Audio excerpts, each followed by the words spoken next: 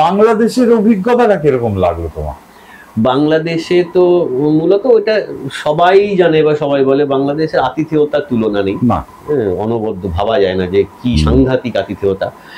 এবং ওখানেও ওই যে আঞ্চলিক কবিতা যখন বলছি বীরভূমের বা, এবং সেখানে ওদের মধ্যেও সেই জিনিসটা রয়েছে যে আমাকে জিজ্ঞেস করছেন যে আপনার বাবা বা ঠাকুরদা তারা কোথায় ছিল, কোথাকার ছিল, এবং দেখা যায় রুটটা বেরোচ্ছে।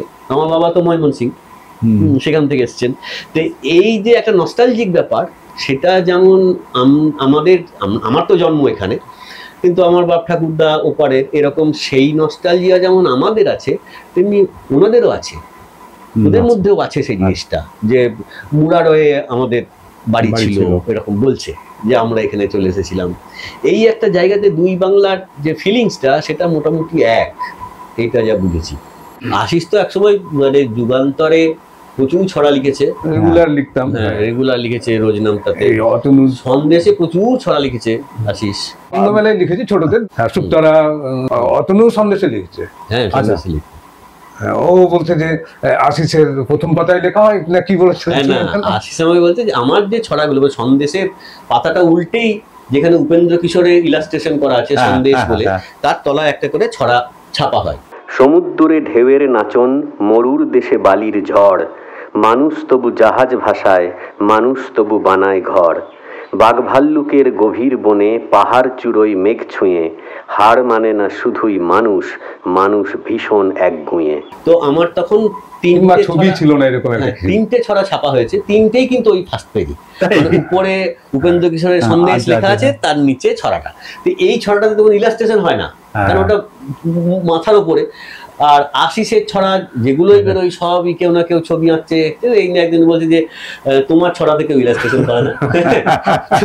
আরে আমার ছড়াটা একদম শুরুতে উপেন্দ্র কিশোর করে রেখেছেন সেইখানে। বললো না, তা বললে হবে না। ঠিক আছে, তাহলে এমন একটা ছড়া লিখি, ছড়া ছাপতে গেলে ইলাস্ট্রেশন করতেই হবে, ছবি না এঁকে এটা দেওয়া যাবে।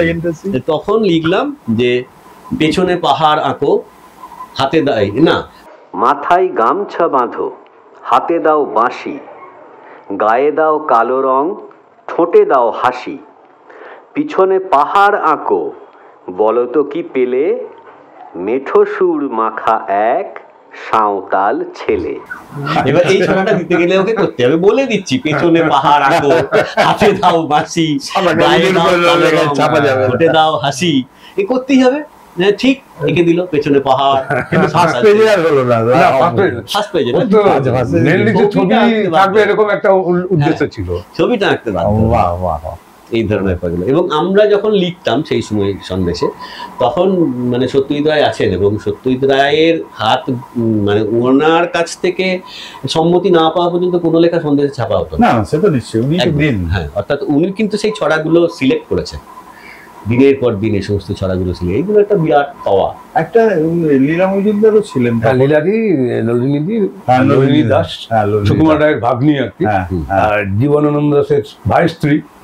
হ্যাঁ, দুটি ফ্যামিলির উনি ছিলেন, লীলা মজুমদার, সত্যজিৎ রায়। 90 সাল পর্যন্ত তিনজনই ছিলেন। আমাদের তখন অনেক অদ্ভুত অদ্ভুত কাণ্ড হতো। যেমন একটা ছড়ার বই হয়েছিল, বইটার নাম দেওয়া হয়েছিল নামাবলী। তো সেই নামাবলীতে মানে বীরভূমে সেই সময় যারা খুব পরিচিত মানুষজন, তাদেরকে নিয়ে 4 লাইনের ছোট ছোট ছড়া লিখে বইটা করা হয়েছিল, নামাবলী। আমার কাছে আছে বইটা। হ্যাঁ, যেমন সেখানে স্বপ্না চক্রবর্তী, ওনাকে নিয়ে, ওনার বাড়িতে তখন একটা শিবের মন্দির হয়েছিল, হঠাৎ শিব উঠেছে, একটা ছোট মন্দির হয়েছে। তো ওনাকে নিয়ে লিখেছিলাম, ঠাকুর জামাই এলো না তাই ঠাকুর ওঠেন বাড়িতে, কোন নদী স্বপ্না দিদি প্রসাদ মাখো হাঁড়িতে। আপনাদের একটা লাইক আর সাবস্ক্রাইব আমাদের পথ চলার পাথেয় হবে।